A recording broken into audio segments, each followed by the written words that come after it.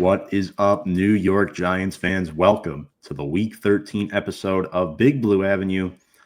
We are exclusively on YouTube this week. We will be sharing the link on Facebook as well. Definitely an off-kiltered week due to the holidays. Happy early Thanksgiving to everybody. Not a whole lot to be thankful for this year if you're a New York Giants fan, except for guys like Jaxson, Cam Scatterbo, and Malik Neighbors, who are all sidelined. So that is where we are at this juncture point in time. Not much to cheer for, but there is reason to be optimistic. And I'll talk about that in just a minute. Folks, before we bring up our guest for the evening, make sure to go check us out on all of our social media platforms on Instagram, Twitter, and YouTube at Big Blue Avenue. We appreciate all of your support.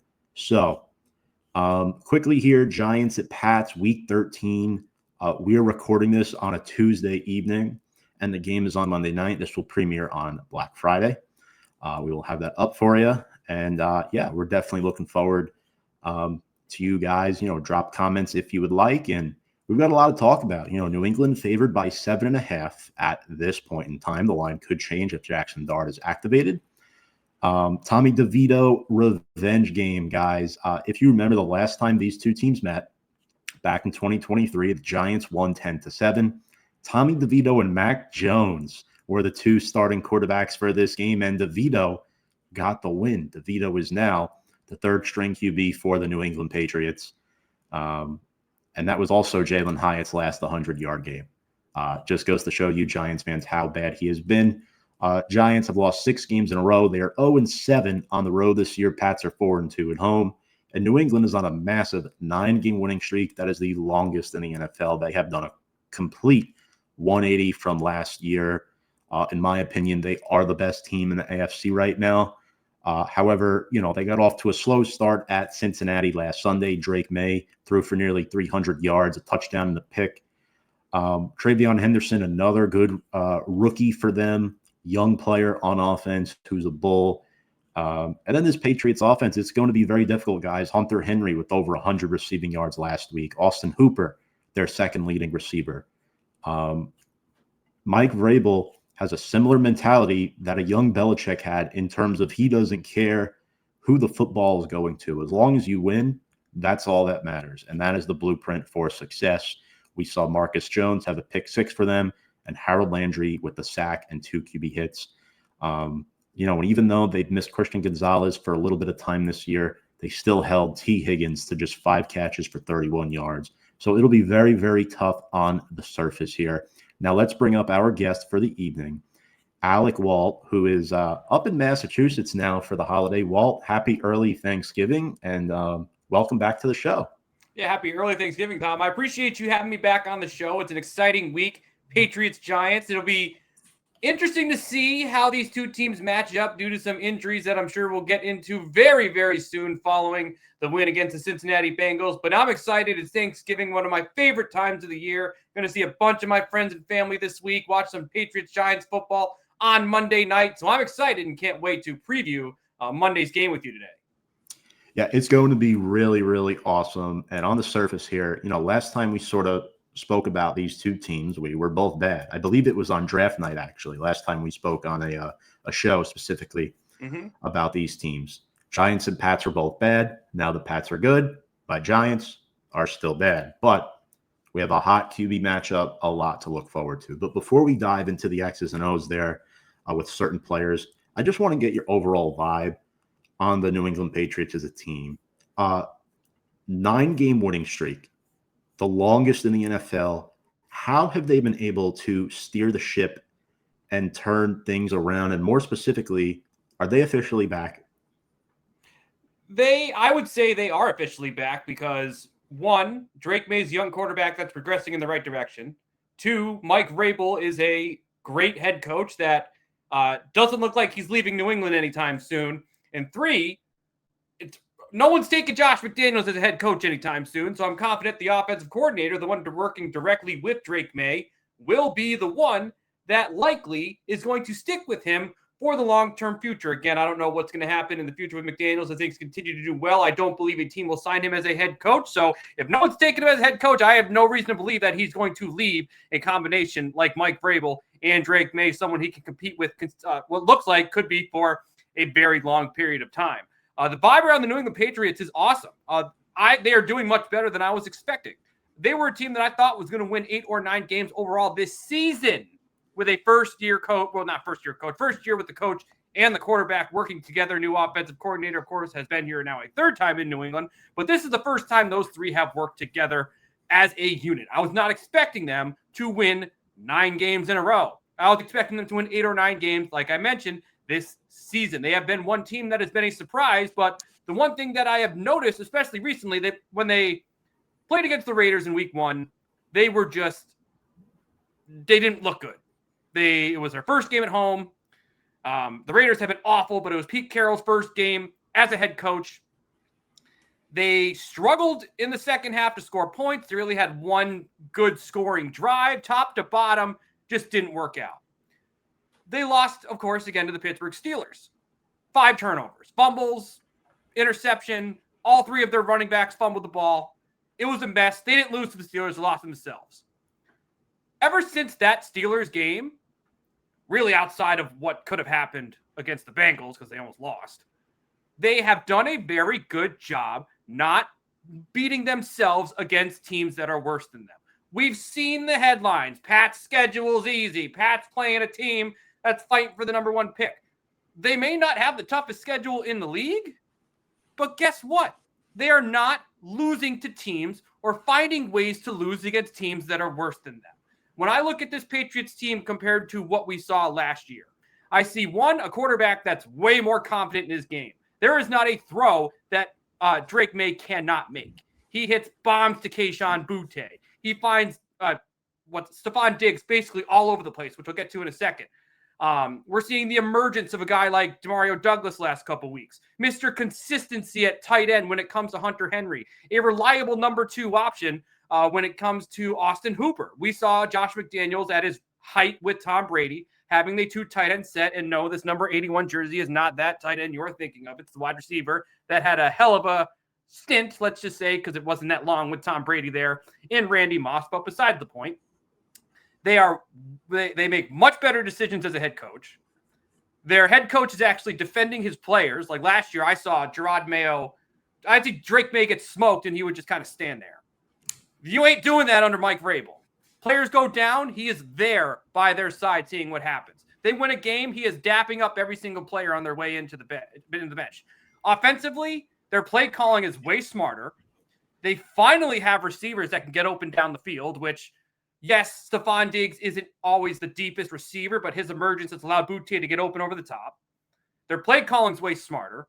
They finally have some speed at running back, which with the emergence of Travion Henderson the last couple of weeks has been a focal point now in this offense, because we know earlier in the Josh McDaniels age, we had the Shane Vereen and the James White, a faster pass-catching guy. I think Henderson's better than both of them because I think Henderson has more potential running the football on the inside. We'll get to that in a second. And it's not all on Drake Maye to be the captain. The offensive captain, you can argue this year, has been Stephon Diggs, who many have complained has been almost too tough or just a head case at times. We haven't seen that version of him so far in New England. So when it comes to what I've seen this year, I'm seeing a coach that's well prepared. I'm seeing an offensive coordinator that is in the best position for him in the NFL, a quarterback that's taken a massive step forward, and veterans on the offense, specifically Diggs, and I will give some credit to Henry, even though Henry was on the team last year, who has stepped up and gotten these guys to play at their highest potential so far this season. I think Boutte could be even better. Some of the other guys have really started to step up lately, but we had an adult in the room at head coach, adult in the room at offensive coordinator, adult in the room at wide receiver, and it has completely lifted off this team. I'm not even going to mention the offensive line yet, and I will get to that in a second, but Drake Maye's not looking over his shoulder every time because his offensive tackles suck. That might be a problem this week. So, Giants fans, I get it. But adults have showed up, and it has allowed Drake Maye to take that step in his game. Absolutely. Yeah, so you kind of jumped into the next couple of questions, which is great. You talked a lot about Mike Vrabel and Drake Maye. But just quickly here, I know you view Vrabel as an adult. He's a former coach of the year. Is there a specific trait about him as the head coach and his leadership that has impressed you the most? Obviously, we're around the same age. You watched Vrabel play in New England for years. Do you see a lot of what you saw in him as a player now as a coach, or is he doing some things that are more like, wow, like he really has the mindset of a championship level head coach? The thing with Vrabel is when he was in the New England Patriots, he was very well known, but he was never the star of the defense. He was always a guy that showed up. He worked hard. He respected his teammates, respected his coaches. Heck, he played fullback at times, which we've seen defensive players play fullback in this offense. And he was always that guy that everyone liked, always that guy that everyone respected. And even though he wasn't the best player on the team, he was someone that showed up, tightened his cleats, and went to work. And that's the type of mentality I've seen with him so far in the New England Patriots. He was instant credibility. And this is no shot at Gerard Mayo. I think Gerard Mayo had the worst situation in the NFL last year. His offensive line was terrible. They had very little skill offensively. His coaching staff around him was awful. I don't fully buy that he's the one that hired all those coaches. But when your players are disengaged and your coach looks disengaged and you're not making any adjustments and you do nothing at halftime, and you're constantly being outcoached by your opposing team, you don't deserve a second year in the NFL. I'm sorry. That was one of the worst coaching jobs I've ever seen in my life. Yes, was it not the best talent around him? No, but it didn't look like the players respected him. And it didn't look like he cared when he saw at times Drake Maye get his you-know-what kicked. Or players would get injured and he wouldn't go towards them or things like that we are seeing Mike Vrabel do. Now, what I like about Vrabel is, one, the defense is very well prepared, which was really what Gerard Mayo. Two, he's not afraid to get rid of people. Bye-bye Kyle Duggar. Bye-bye your former Giant safety, whose name is, for some reason, running out of my head right now. Peppers, yeah. Peppers, thank you. And he drafted a rookie in the 4th round, which many were confused about. He's now one of their better players on the defensive side of the ball. He's been able to make gutsy decisions very early in his career, and his team is buying in. He also signed a guy like Landry, who was with him in Tennessee, someone who knows the system, knows Vrabel, can bring that with him to a place like New England. They got a hard-nosed defensive tackle of course, Barmore had to deal with some health issues last year. Fortunately, he's been able to be healthy this year alongside of Wilton Williams, who, fortunately for you Giants fans, you're not going to see next week because he's dealing with an injury. But he has been an adult in the room immediately. The players love him. He backs every single one of them. He daps every single one of them up on their way to the locker room. They're not making stupid decisions resulting in them losing games. He has his players back. He's adjusting during games, and he's making all the right decisions alongside giving the faith to McDaniels to make the calls offensively. A lot of things are working in New England. Now, yes, I understand the schedule is easy. They're playing a lot of teams that are going to be early. You're going to hear their team name early in NFL drafts. I get it. But a lot has to be said with the fact that they are not shooting themselves in the foot. This is a first-year coach with a quarterback in Drake Maye, again, together. But they're not finding ways to lose. And I think that means like you mentioned it before. Vrabel doesn't care if Stephon Diggs has 15 catches or 0 catches. If they win the game and he finds a way to impact it, he's happy. And they're not fighting for individual stats. They're not doing any of that other nonsense. They are committed to winning football games. And I think that's one thing Vrabel immediately brought to New England is we're not going to allow some of that other stuff that happened the last couple of years. And we're going to make the proper adjustments. And we're going to start winning football games. And that's exactly what happened. Now, Maye has had a lot to do with it too. He has been drilling some passes.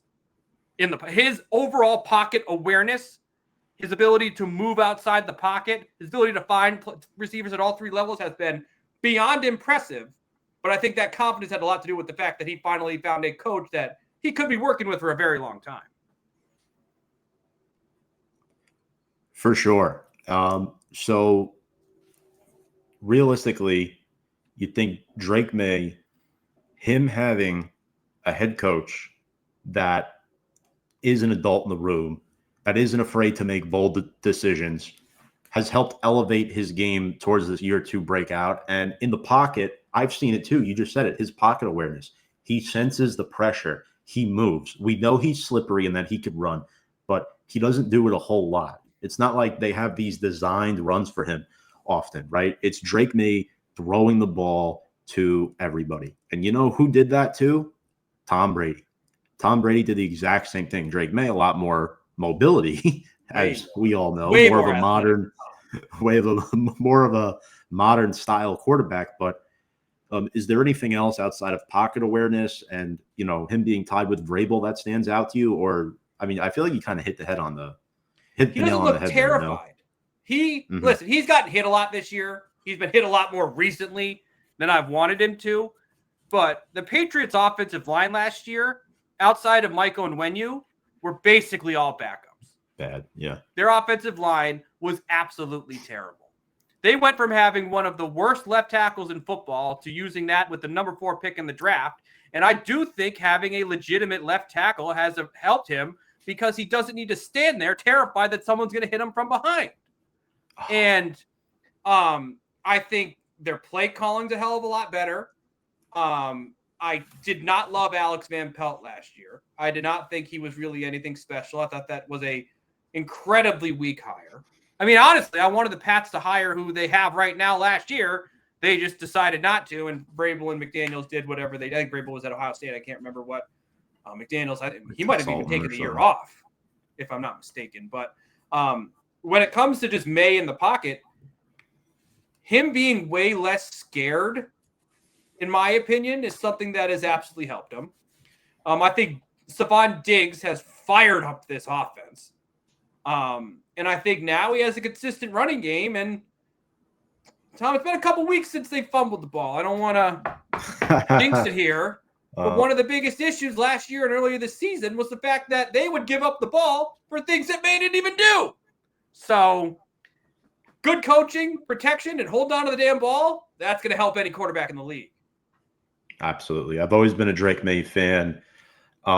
Specifically, and I know Joe Shane was a big Drake Maye fan coming out of the draft. We tried to trade up for him. Elliot Wolf said, yeah, thanks, but no thanks. Yeah. And you guys made the right selection in taking Drake Maye. He has looked awesome this season, and him leading the NFL in passing yards is definitely great to see. Stephon Diggs, we know he is sort of that safety blanket. I'd argue Hunter Henry as well, because Drake Maye had Hunter Henry last year too. And I feel like we saw the connection early on in Maye's rookie year, even though, you know, not as confident back then, not as poised yet, or, you know, more green, but him and Henry were still connecting last year.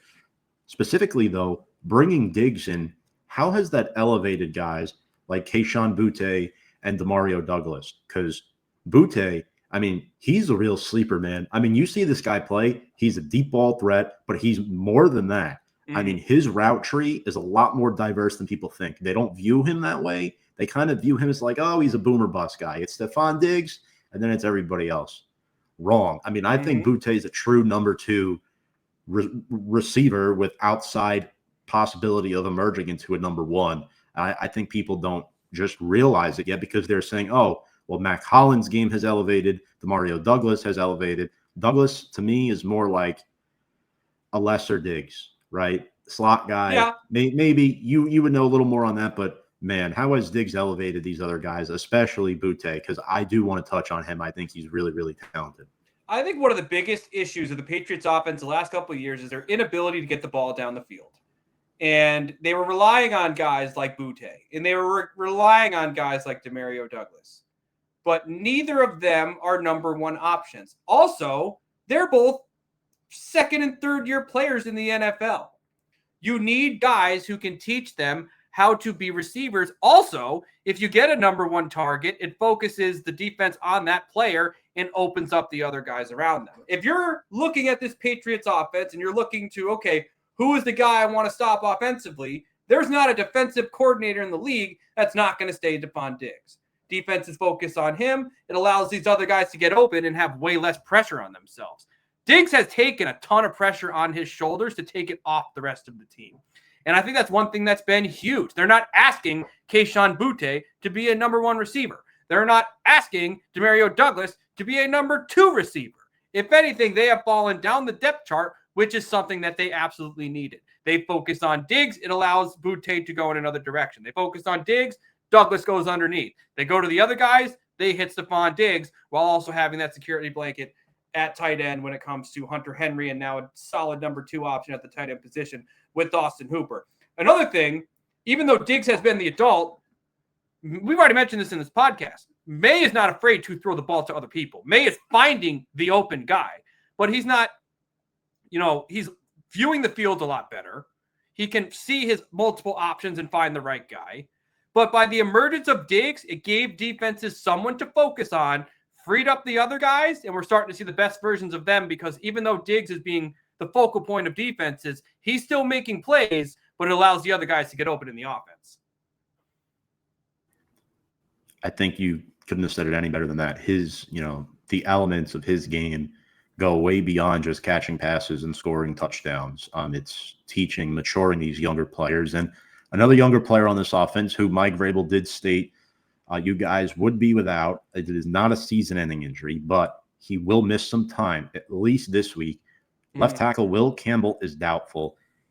Now, when Will Campbell was drafted, we were talking about it live on my draft show. I believe we had you on for your reaction on that. I wish I clipped off your reaction and was able to play it on this show. But if I remember correctly, you said this was 100% the correct pick because you need a cornerstone franchise left tackle, a guy who could draft Drake Maye. Sometimes the boring pick is the best pick. And I think his absence this week could be huge going up against an elite pass rush that features Brian Burns, Kayvon Thibodeau, Abdul Carter.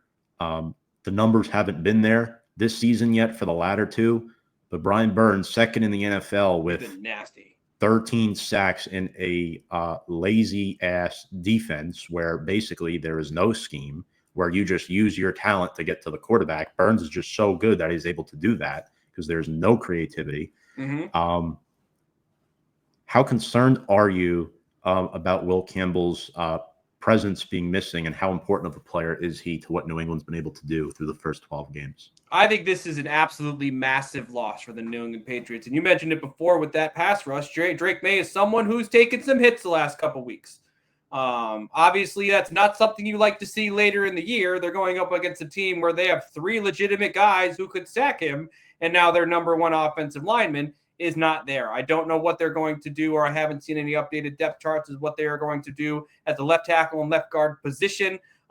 Their right side of their line with Onwenu and Moses has been really strong this year, but when it comes to the draft pick of Will Campbell, he set the offensive line. He was someone that on day 1 stepped in and was being able to protect the blind side of the franchise quarterback. We talked about this earlier in the show. One thing I think that has assisted Drake Maye taking that step forward in his career is that he's not terrified standing in the pocket. Why? Because the guy blocking his blind side is that rookie out of LSU. Now, I was very high on Will Campbell when they drafted him. Obviously, Brian Kelly is no longer with LSU, but when Kelly was with LSU, was with Notre Dame, they were producing offensive line talent. Obviously, not as much at LSU as he did for Notre Dame because he was with Notre Dame for much longer. But when you're talking about guys who've been on all-pro rosters and guys who have been drafted consistently in the top few rounds in the draft, the guy knows how to develop offensive linemen. Now, everyone was bitching about his arm length. If that's all you have to complain about, he's going to be pretty damn good at tackle. And I mean, obviously, arm length has to do with guard, so who could he move to the middle? If that's all you have to complain about, except for footwork or his ability, his toughness, that's it. He's going to start day 1, in my opinion, at left tackle, and that's exactly what he's done. Now, man, I think this is the worst possible week for him to go down because they're on a bye. We have the same bye week, so it's week 14, our buys. So not next week. No.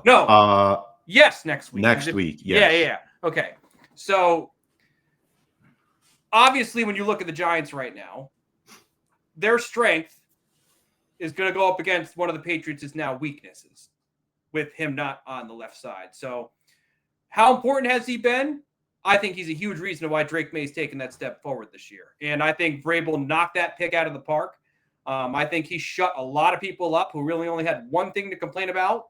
I was hearing people in Boston media all summer just looking for things to complain about with him, and he shut all of them up. So hopefully he comes back soon. I don't think the Pats have a chance to win a Super Bowl if he's not there. If he is not protecting Drake Maye in the biggest games of the season, I don't think they have a chance. But we got to take it one game at a time, and we'll see how good these backups really are and how good some of these offensive linemen are when they go against what could be their toughest test this year outside of Myles Garrett putting up 5 sacks against them earlier this season. Absolutely. I mean, he's definitely your best left tackle so far since Matt Light. Oh, I'll say that. Not Solder? Or Giant? Maybe for a year or two, Walt. I don't know about career length wise, but I'm happy I'm happy Campbell's on the team. Yeah, absolutely. Defensively, though, I mean, you want to talk about complementary football, right? We've been talking about the offense for quite some time. The defense, though, my God, they have the second best run defense in the NFL. What makes their run defense so dominant? Well, I think what has helped them a ton is they cleaned up the middle of their defense. Last year, Juwan Bentley was hurt. Christian Barmore was hurt.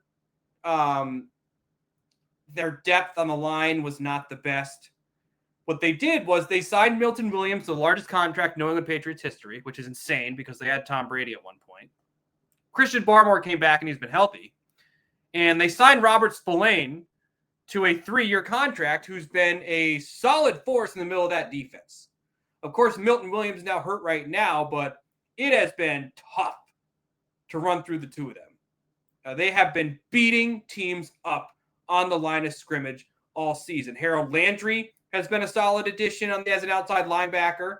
Clavon Chason has been a great addition as a pass rusher. That doesn't really affect the conversation we're talking about right here, specifically with the run defense. But Milton Williams has been a tank this year. And they let's just say last week was the first game they didn't have him, and they almost lost. So there was other reasons to why they lost, why they almost lost. But they added some men in the middle of that defense and got some health luck with Christian Barmore. And that little trio there in the middle of their defense has been rock solid. And run offenses have struggled to get through them this season. Yeah, and then you look at the second level, guys like Harold Landry and Bob Spillane, 2 guys that I love. I mean, Landry coming over from Tennessee with Vrabel. Mm-hmm. I know Jack Gibbons played at Tennessee for a little bit as well. He's now on the Pats, but Spillane, man, leads you guys in tackles. Landry tied for the lead in sacks. What ingredients do they bring each to this Pats defense that help in conjuncture build this well-oiled machine? Well, first, when it comes to Landry, the Pats absolutely needed a pass rusher. I know Chason has definitely been better than I was expecting this year. He was originally signed as a depth piece, not as like a main pass rusher complementary piece, but they needed someone to, 1, come into the defense that knew Mike Vrabel's system, and 2, could contribute to a pass rush that made things easier for everyone else on the defense. It also helps that Milton Williams and Christian Barmore have been people that have attracted double teams this year, freed up some other guys on the outside. And then 2, when I watched the Patriots last year and they had guys like Juwan Bentley in the middle of the defense. When you look at today's NFL and people throw out nickel and they go 2 linebacker, or they're in passing situations, Bentley was terrible. Bentley was a guy who could go into the A-gap and just blow it up.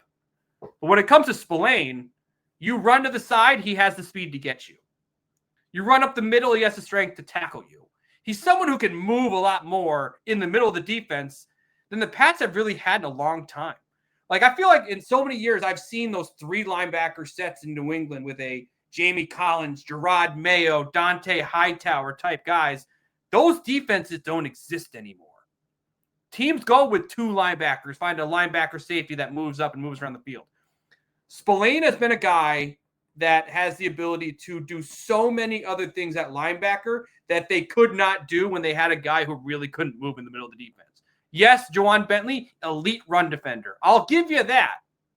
But when you move around him, things get a hell of a lot tougher, and he's been someone that's been able to be a huge impact wherever the ball has gone for this Patriots defense. Absolutely. And on top of that, you mentioned this guy before.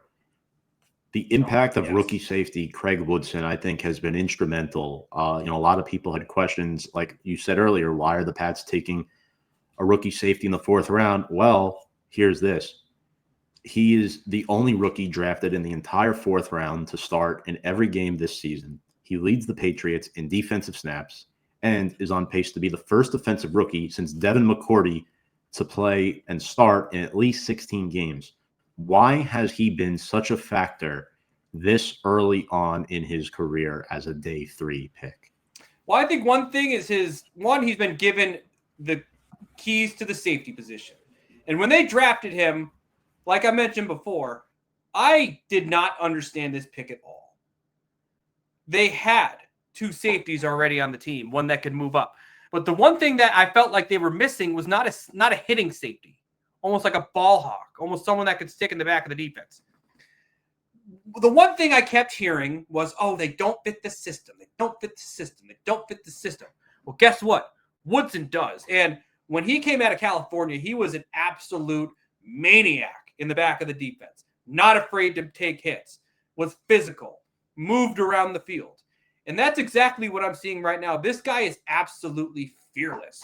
Now, he's not someone that's going to ever lead the league in interceptions. He's not an elite pass coverage guy. I don't even think he has an interception this year, now that I'm thinking about it. He is a great tackler. He's not afraid to make hits. A lot of the things they were saying he did well at California, he's doing well right now. And a lot of those guys I thought were going to be his competition at safety are now no longer on the team. So he's someone who's adjusted well to the Vrabel defense.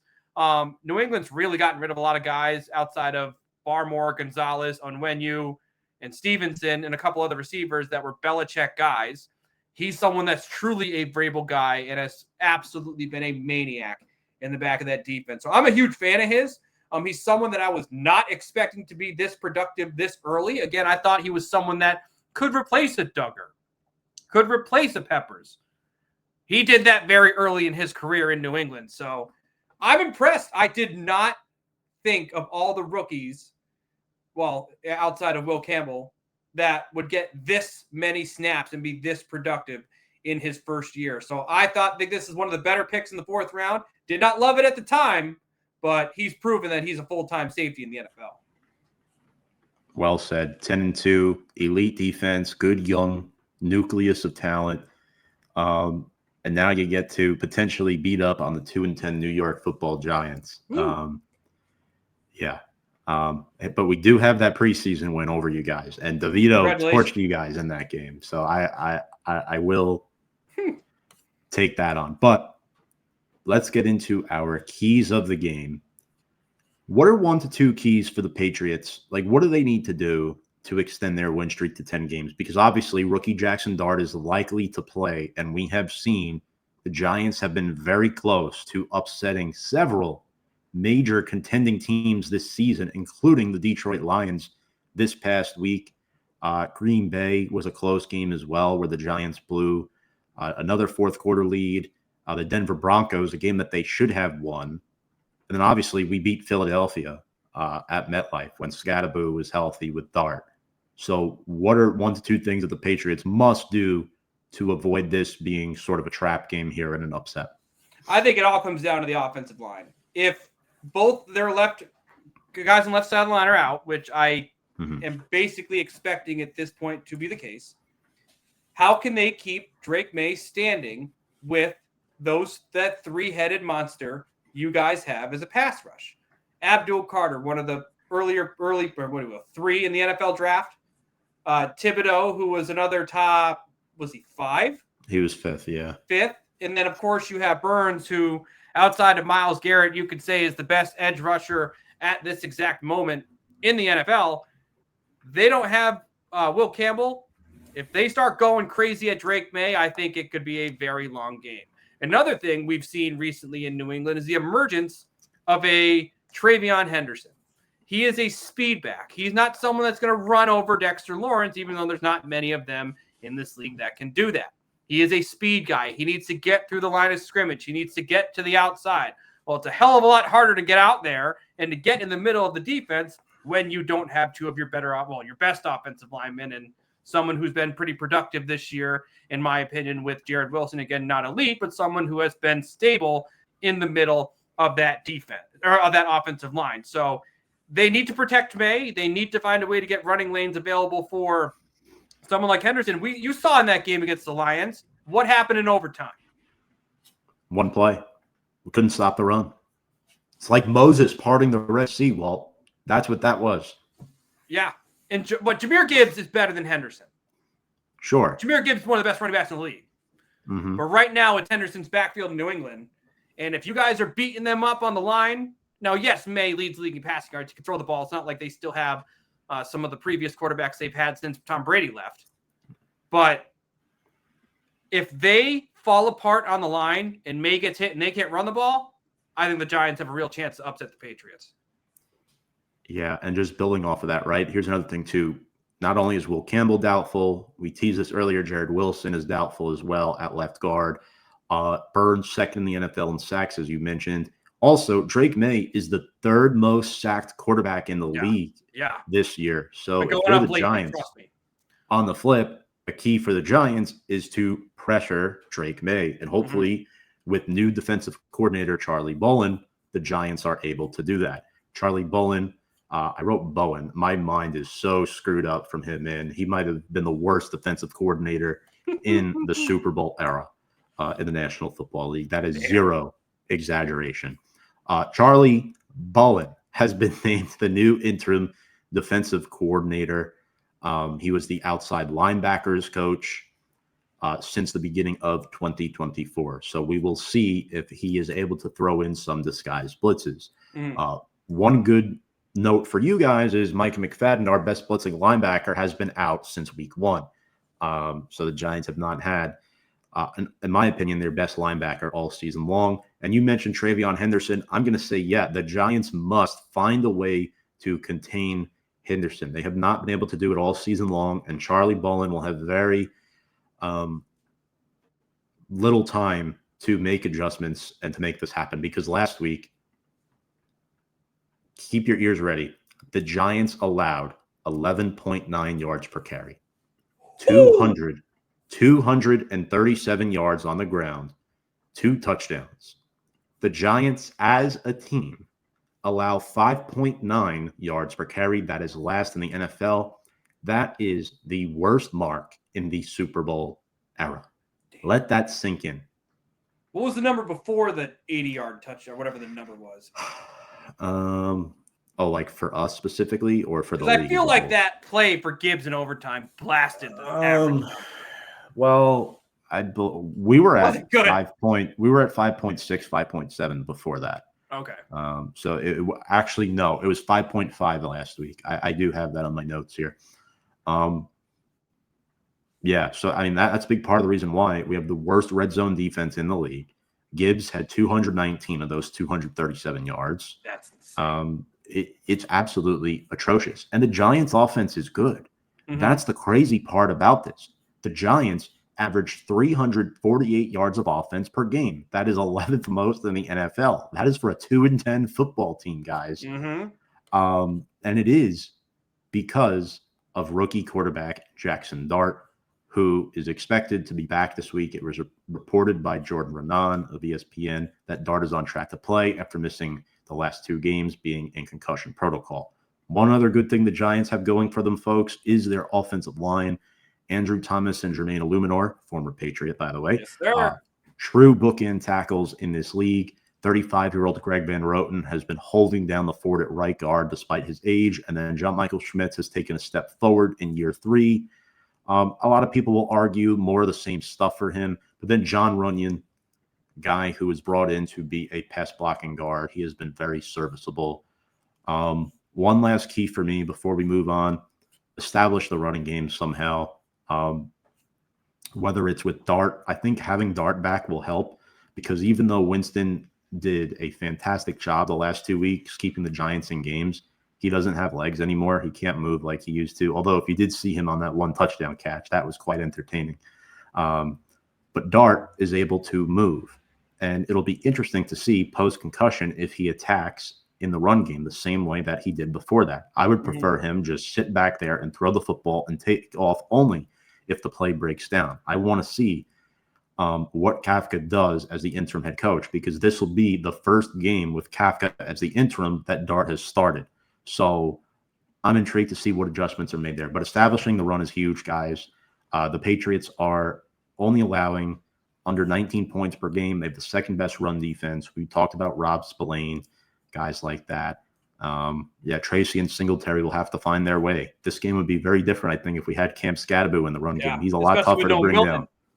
Yes, with no Milton Williams, that's definitely another huge key.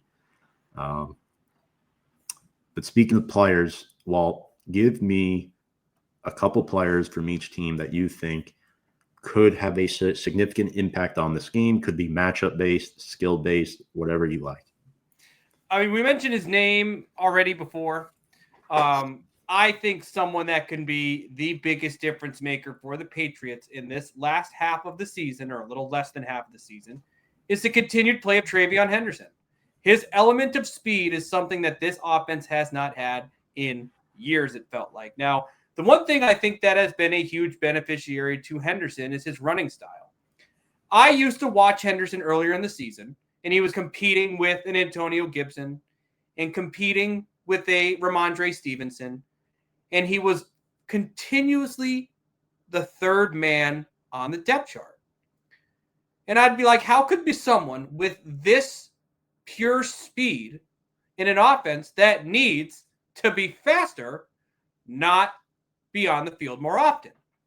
And I was watching him early on, and he kept running like a running back that he isn't.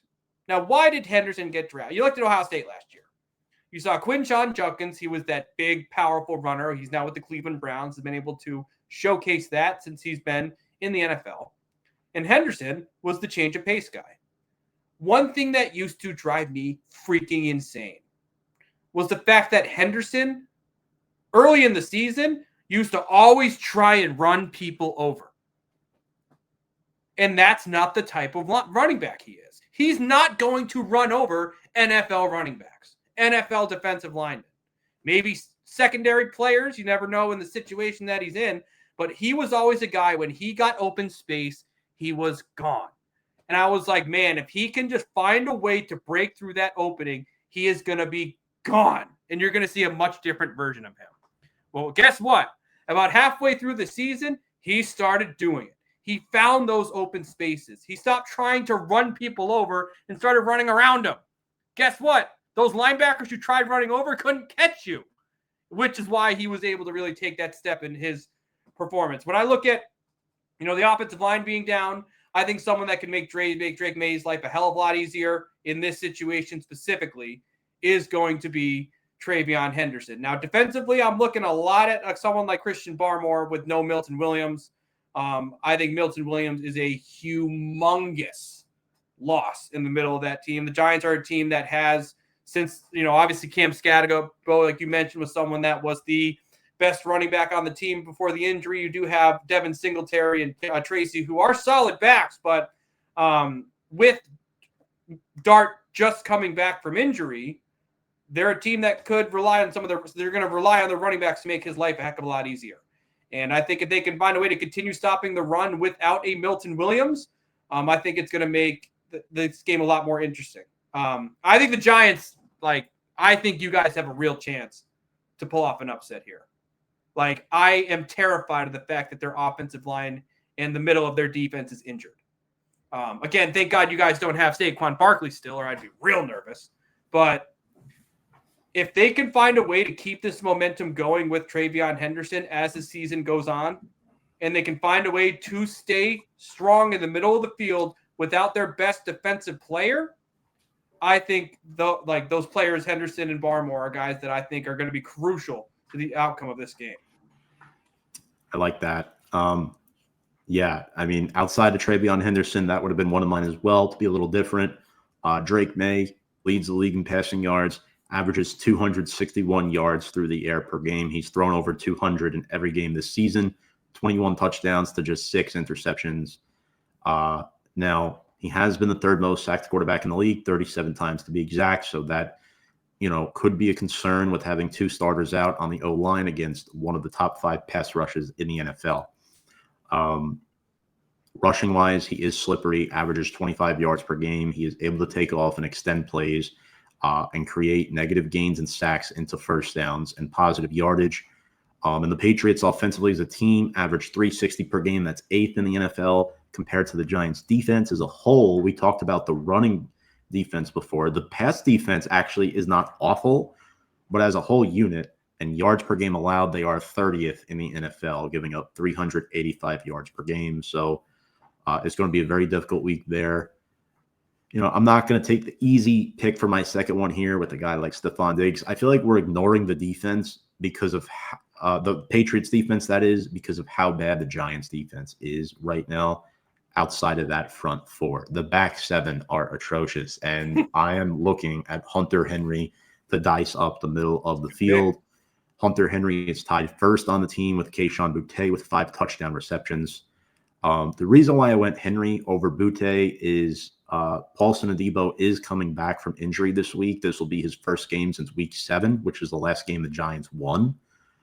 So I do think that whether Adebo is on Diggs or Boutte, I think they could be contained. It's the middle of the field that is a massive concern for me. Guys like Hunter Henry and Demario Douglas and whoever wide receiver 2 is, which would probably be Boutte. So I just kind of contradicted myself there a little bit, but I thought Mac Hollins filled nicely for him in the game or 2 that he missed. Another one. That's another guy, right? I mean, that's a sign of a great quarterback. You have a below average receiver in this league, and you make him a competent receiver again. And this is exactly what Tom Brady did, and Drake Maye is now doing it. And even though Hunter Henry is 30 years old, as long as his quarterback is Drake Maye, Henry will be the Patriots starter for at least another 4 or 5 years if Drake Maye continues to grow. And, Henry, who, by the way, has stayed very durable since his early career injury scares out in Los Angeles, San Diego. So those are my 2 for the Patriots. And then for the Giants, Jaxson Dart for me. In 7 starts, Dart has a 17-4 touchdown to turnover ratio as a rookie that is absolutely outstanding, despite missing the last 2 games. Obviously, I do have Giants vision, but I think Dart does deserve Offensive Rookie of the Year, especially if he gets a couple more wins at the end of the season. You could argue guys like Emeka Egbuka and Tyler Warren. Outside of that, I really don't think there's anybody that comes close to Dart in that category. Dart would have an above 500 record if the defense didn't blow 5 late leads by multiple possessions in the fourth quarter. And yeah, the 7 rushing touchdowns too. I mean, my gosh, he is so good. His poise. And I feel like if the Giants get this right, they could be a year behind New England if they hire the right head coach like a Chris Shula. I don't know what's going to happen with Joe Shane. I'd prefer him go, but he's probably going to stay, whatever. I mean, but yeah, let me not go too much more off topic. Wan'Dale Robinson, guys. This guy has the team lead in 794 receiving yards this year. That leads all other players by 350 plus yards. He has 66 catches and 3 scores. He's becoming more of a deep threat this season. He has 6 plus receptions in 6 of his last 8 games. You saw what he did to the Lions defense last week. He shredded them. And honestly, Isaiah Hodgins has been more effective than both Darius Slayton and Jalen Hyatt. So, Wan'Dale is option 1 right now, guys, and Hodgins is option 2. It's been bad. But Wan'Dale is the one silver lining in the receiving core this season. So those are 2 of my 3 to watch for the Giants. Finally, Brian Burns is my third. 13 sacks, 2 forced fumbles, 17 TFLs. Top 3 in both sacks and TFLs in the National Football League, Walt. So it's what I'm looking at here, man. There you go. It's all I can get it. Like there's good, talented pieces, right, in place at key positions. It's just the coaching is awful across the board. Besides our offensive line coach, everything else is just terrible. Like it's the O-line coach is the only guy that should come back, in my opinion. And that's why, like, when you look at the future for the Giants, and you look at the pieces you have the quarterback. Even though I think you'll sign another one, you have a running back.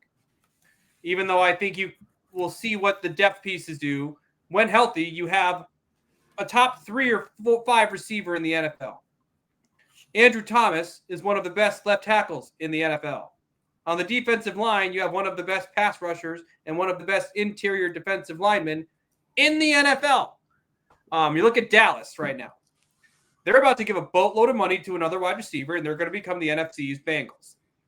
Even though I think their lineman is a little bit better on the defensive side with Quinnen Williams than who's eventually going to leave in Trey Hendrickson. Right.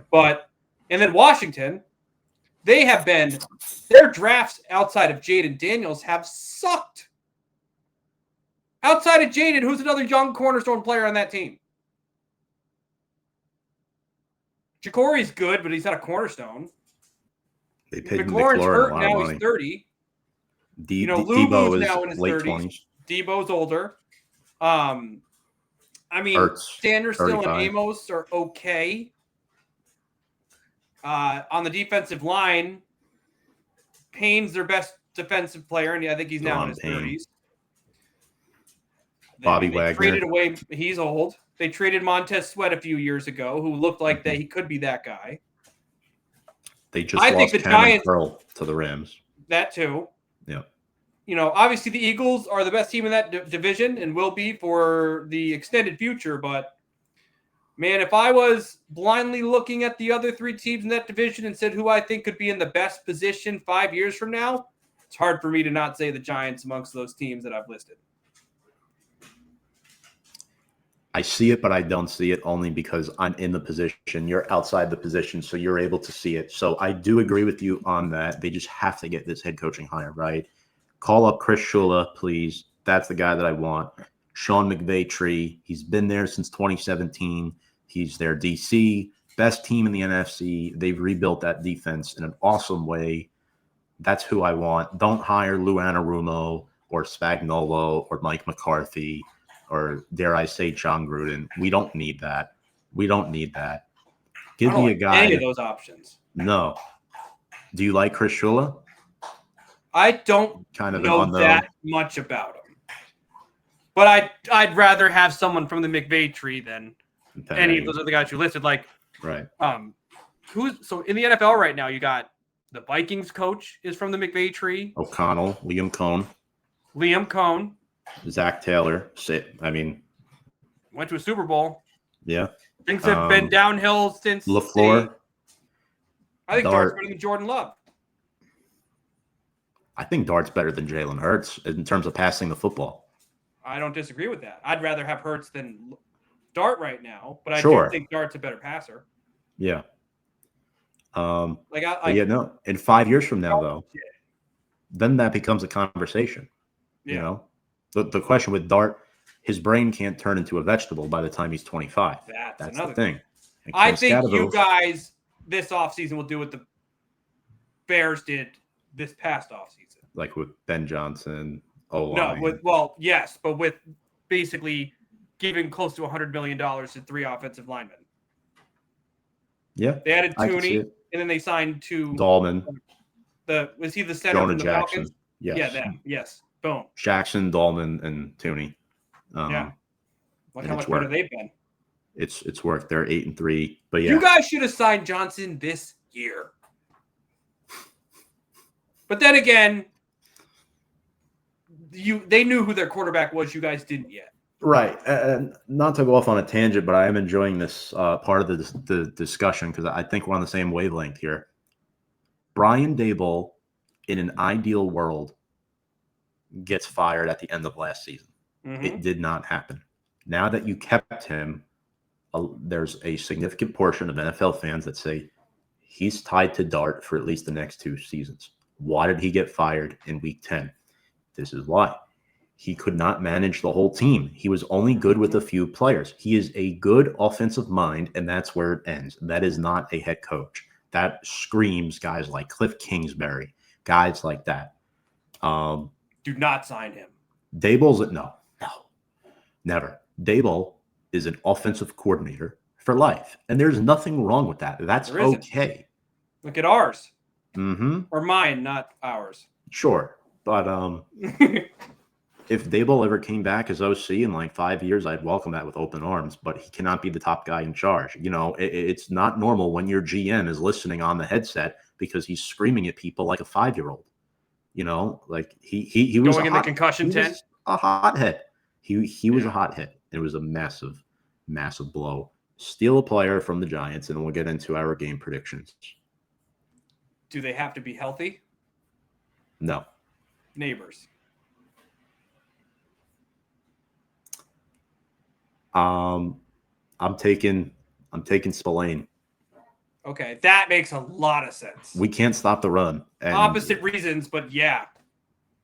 I'm going for pure magic. You're going for stability. Yeah. Well, you guys have stability, so you can afford to go for magic. Exactly. We don't have stability, so I can't say yeah. Or I could have went Stephon Diggs too, thinking about it now. With the injury to Neighbors, absolutely. Mm-hmm. But because that's the thing, like you guys, even though you have had different quarterbacks, I mean, outside of Russell, they still got guys that can throw it. Like Jameis can put up numbers. You guys just screwed up last week. Look what DeVito did with Daboll. All due respect to Tommy DeVito. DeVito won 3 games in a row back in 2023 against the Packers, the Pats, and the Commanders. Like Daboll was not bad with quarterbacks. His relationship with quarterbacks were very good. It's just everything outside of that was atrocious. I don't want to sit here and get into it for the next 20 minutes because then the show will never end. But that's where I stand with Brian Daboll. Good first year. Things never changed. Ran out of scapegoats too. The Wink Martindale situation, Shane Bowen, it was atrocious. But let's get into our game predictions. Obviously, Monday night game. A lot could change between now and then. But Walt, I think I know where you're going with this, but what's your final score? I think this game's going to be a lot closer than people think. The Pats lost their most important player on the offensive and the defensive line. We've seen a lot of games in our careers watching football that games can be won or lost in the trenches. I still think the Pats are a more talented team. I think the quarterback matchup is a hell of a lot closer with Dart versus Maye than Winston versus Maye. So if Jaxson Dart is healthy and playing to his full potential and the Patriots are down their best left offensive and defensive linemen, I think that's where the Giants can really make things interesting. And like you mentioned before, the Giants could have a much better record than they have right now. You could say the same thing with the Patriots. The Patriots have just found ways to win those games where you guys have found ways to lose those games, hence why your coach is fired, and the coach of the Patriots is likely to be a lead candidate for NFL Coach of the Year. So I still think the Pats have the chance to score points. I do think with Jaxson Dart back, I think you guys will still be able to remain close in this game. I think the Pats win 27-24. I don't see them winning by more than a touchdown. You guys are a terrible matchup for the Pats to have injuries on the offensive line. And I think that's where you guys will keep this game close through 60 minutes. But I do think at the end of the day, the Pats have the better team, better coach, better quarterback. And that's where I think I give them the advantage in a close game. Absolutely. I trust Vrabel a lot more than I do Mike Kafka. I do think the Giants could jump out to an early lead. In fact, they have led in every single game since Dart took over as starting quarterback at one point. So Giants are also really good at scoring touchdowns on the first possession and then nothing for like the rest of the game. But with the way we've played the last 2 weeks, I mean, we dropped, 24 on the Lions, 27 on the Lions. I'm going to go with a very similar score as you. I have New England winning 30-24. Okay. I think it's a one-score game. I think Jaxson Dart throws a couple of touchdowns, but I think Drake Maye is just in a better situation for success. Despite those two offensive linemen being out, Drake Maye is special. He is the type of quarterback that can overcome that. I think Josh McDaniels will make adjustments to make sure that his quarterback is protected, even if he's sacked a couple of times. You want those to be more coverage sacks, as bad as that sounds, and your offensive line just letting defenders blow by them. So yeah, I think New England is they're going to be able to get the ball out quick, establish the run. As long as they stay at a 3rd and long, 2nd and long, they will win this football game by 1 possession. And I do think it is a 1 possession game. Walt said it best. The difference between the Giants and the Patriots this year, it's not so much their records as on the surface. Sure, their records are very different. Take the records out of it for a second. This is a matchup-driven league. The Patriots are winning close games. The Giants are losing close games. The Patriots are a team that knows how to win. The Giants are a team right now that does not know how to win because they don't have an identity. They don't have one yet. It's starting to develop, but it's not there. New England wins final 30-24. Walt, it's been a pleasure. I appreciate you having me. Absolutely. This has been a lot of fun. I feel like we really went into it here, which is awesome. Any final thoughts before you go? Where can people follow you if they want to check out your sports takes and all that good stuff? So I need to find a way to revitalize my YouTube channel. Of course, you can give me a sub if you want. I've been a little lazy on that front for a little bit. I've been very busy recently since I moved back to Washington, D.C. No, you can follow me on Twitter at @theAlecWalt. Instagram, Facebook, all that stuff I'm on as well. So if you guys want to follow me there, feel free to reach out to me there. And hopefully one of these days I start to bring back that YouTube channel and talk a little bit more sports there on that front. But that is something I'm going to have to do a little bit more planning with on the side. But again, if you'd like to still give me a sub and be there when I do come back, that channel is Down the Block Sports on YouTube. Absolutely. Make sure to go check out Walt. Very good takes over there, especially if you're a Boston sports fan. Even if you're not, he is an awesome person to go follow and get his opinion on. Even if I don't agree with you on everything, Walt, I always want your opinion because it's it's backed up with facts. And that's something that is not the easiest to find in the sports world, especially nowadays. So I do appreciate you. Folks, make sure to check us out at Big Blue Avenue on all of our social media platforms. On behalf of Alec Walt, I am Tom Scavetta saying so long. Love one another. Happy Thanksgiving. And let's go Big Blue.